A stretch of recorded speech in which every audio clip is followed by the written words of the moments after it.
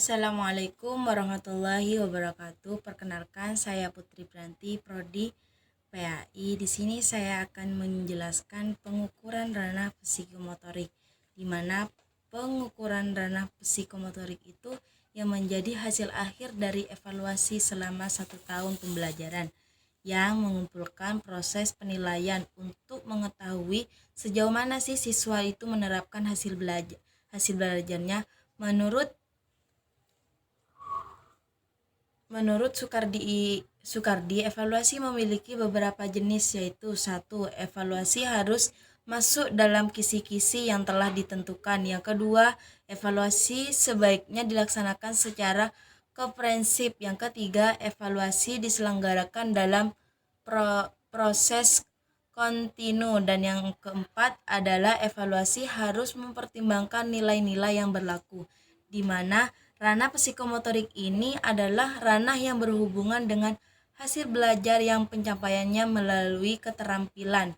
Keterampilan itu sendiri menunjukkan tingkat keahlian seseorang, di mana dalam suatu tugas tertentu, ranah psikomotorik itu merupakan ranah yang berkaitan dengan aspek-aspek keterampilan yang melibatkan fungsi, sistem saraf, dan otot, dan berfungsi psikis, di mana ranah ini terdiri dari kesiapan, peniruan, membiasakan, menyesuaikan, dan menciptakan. Dalam penilaian psikomotorik ini, implementasinya dapat dilakukan dengan menggunakan observasi atau pengalaman. Observasi sebagai alat penilaian yang banyak digunakan untuk mengukur tingkah laku individu ataupun proses terjadinya suatu kegiatan yang dapat diamati, baik dalam situasi yang sebenarnya maupun dalam situasi buatan.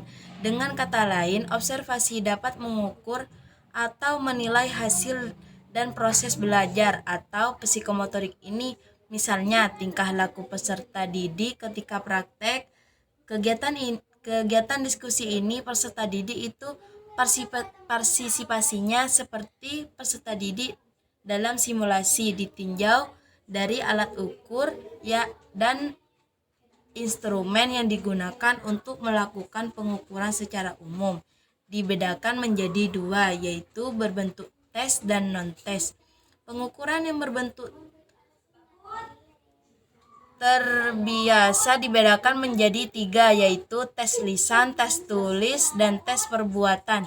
Tes lisan bisa diselenggarakan secara individual atau kelompok. Tes tertulis bisa berbentuk esai atau uraian, di mana